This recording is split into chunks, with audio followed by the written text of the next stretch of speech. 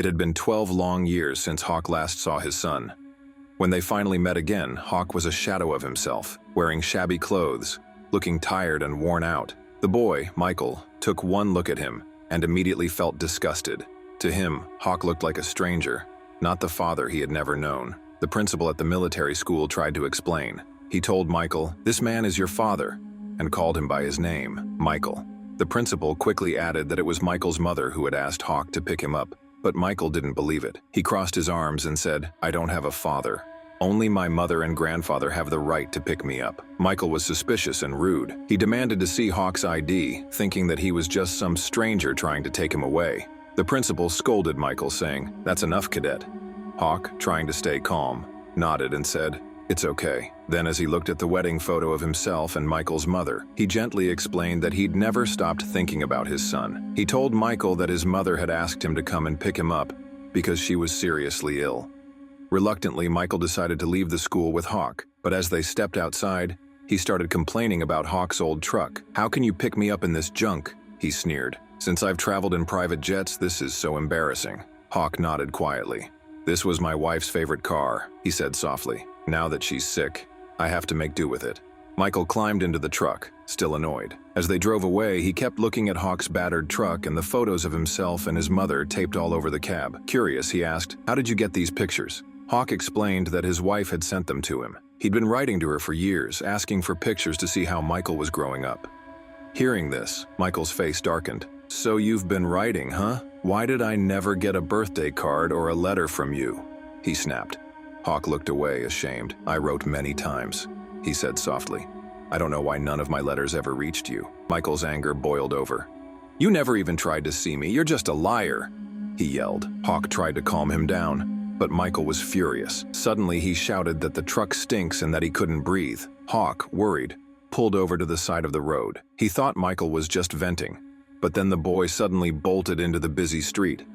Hawk's heart pounded as he chased after him and grabbed him just in time.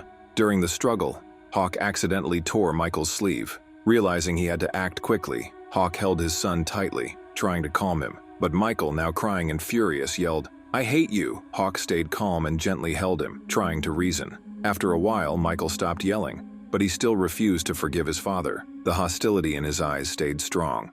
Meanwhile, at home, Michael's grandfather was furious when he found out Hawk had come to pick up Michael. He rushed to the school to confront the principal. The principal explained that it was all arranged by Michael's mother, but the grandfather didn't care. "I flew all this way," he shouted, "and let that jerk take my grandson? Are you trying to get me killed?" He stormed off, furious and plotting revenge.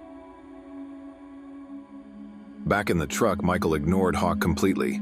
He even asked him to pay for his torn shirt. Hawk, inexperienced as a father, didn't know what to do. He only wanted to make things better, so he decided to take his son out for a meal. Maybe, he thought, they could start to get along. They went to a small restaurant. Hawk tried to order his favorite food, but Michael immediately dismissed it. "That's junk," he said, lecturing Hawk about healthy eating and cancer. Hawk, tired of fighting, finally agreed and ordered vegetarian meals for both of them. Suddenly, two muscular men approached. They'd heard Hawk was a strong arm wrestler. One of them boldly bet $1,000 and challenged Hawk to a match, saying he'd crush his arm. The crowd cheered as Hawk stepped up. The man slapped his hands to get fired up, and the match began. Hawk was at a disadvantage at first. The bigger guy was too strong. Michael watched nervously from the side. Just as Hawk was about to lose, he changed his tactics. He adjusted his grip and bent his wrist inward, using skill and strength to turn the tide. In the final moment, Hawk slammed the man's arm down and won. But instead of praise, Michael only insulted him. "You're just a hustler," he sneered. "You hustled that guy for money." Hawk was hurt but didn't say anything. Michael then asked to call his mother. He dialed her and she told him, "Try to get along with your father. This is a rare chance to be together." They kept traveling in the truck. Michael kept questioning Hawk about his past. He said his grandfather had told him Hawk was a bad man, a thug and a drug addict. Hawk quickly denied it. "I never did those stupid things," he said. "All I ever did was leave and give up." Michael still looked down on him. His grandfather's bad words had made him believe Hawk was no good. Meanwhile, his mother visited her daughter in the hospital. The daughter, weak and sick, begged her mother not to make things hard for Hawk. "I just want Michael to know his father," she said softly. But her father was furious. "Hawk is a bad person," he insisted.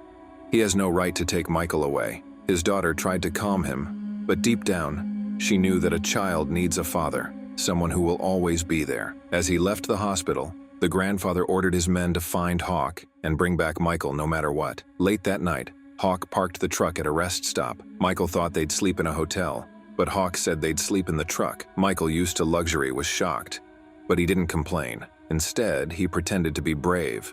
"If you're uncomfortable, I can lean on your shoulder," he said politely. Hawk smiled, thinking maybe this boy wasn't so bad after all. That morning, Hawk woke up leaning on Michael's shoulder. The first light of dawn filled the sky. They decided to start the day with some simple exercises. Even after so many years apart, the bond between father and son was starting to grow. Hawk noticed that one of Michael's sleeves didn't match, so he tore off the other one. Surprisingly, Michael looked quite sharp in his vest. They got back in the truck and continued their journey across deserts and winding roads. The cab was filled with laughter. Michael's attitude softened, and Hawk felt more relaxed. He even taught his son how to build arm strength and how to start the truck. Michael fiddled with it and, to his surprise, managed to get the big truck moving. He screamed with excitement, something he'd never felt in his fancy life. Later that day, Michael and his family went back to a restaurant to eat. Michael was so hungry he didn't care about eating healthy or balanced meals. All he cared about was grabbing a piece of cake and gobbling it down as fast as he could. After eating, Hawk, Michael's father, had a fun idea. He spotted a young guy nearby playing video games and made a bet. 10-to-1 odds, Hawk said quietly, that he can arm wrestle Michael. Best 2 out of 3. The kid looked at Michael's skinny frame and thought, this will be easy money. Without hesitation, he pumped himself up, even insulting Michael, calling him a weak little girl.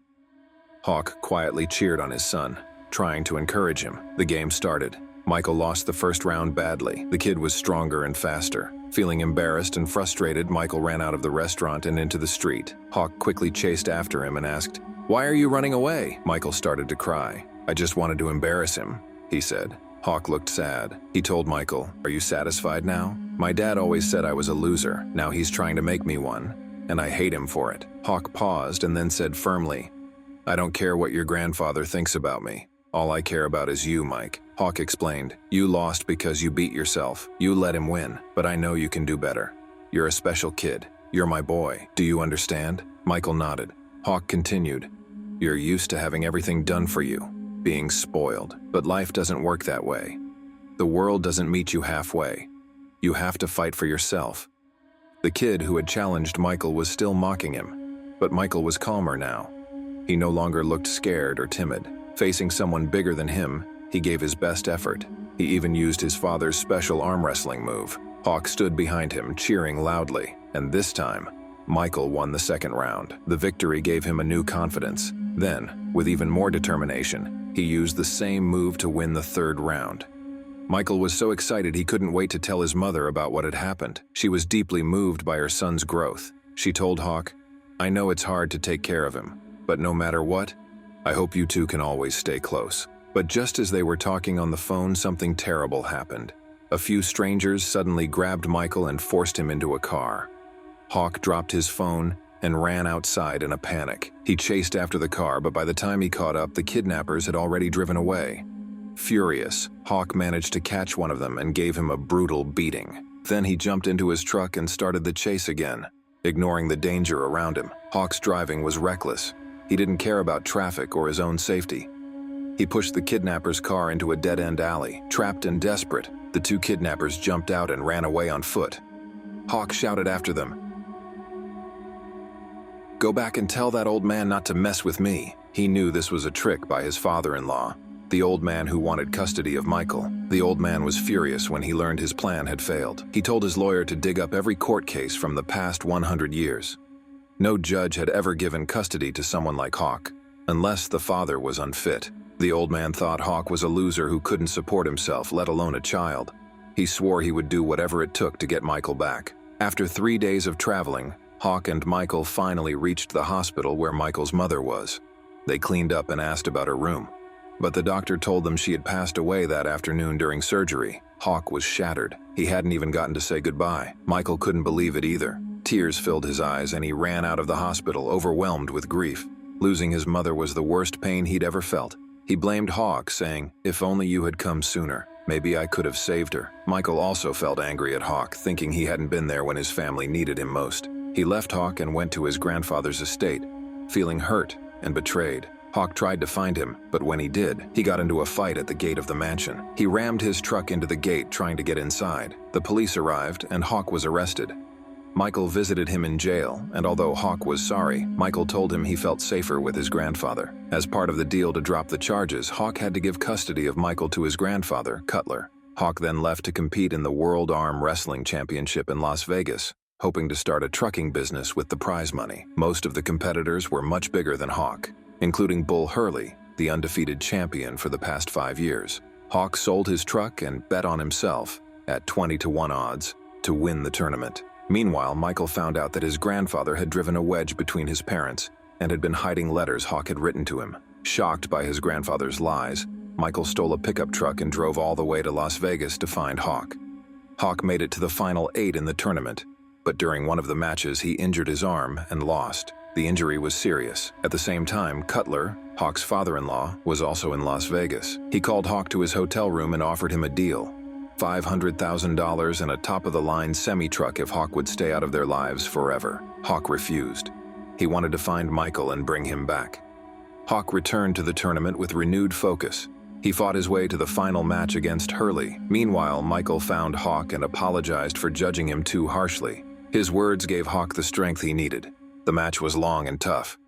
In the end, Hawk defeated Hurley and won the championship. The crowd cheered as Hawk and Michael celebrated their victory. They took their winnings and drove off together, ready to start a new life, free from the past and full of hope for the future. And to enjoy my recaps in the future, I recommend you subscribe and click my videos on the right next. As always, grab your popcorn, enjoy yourself, and see you soon, my friend.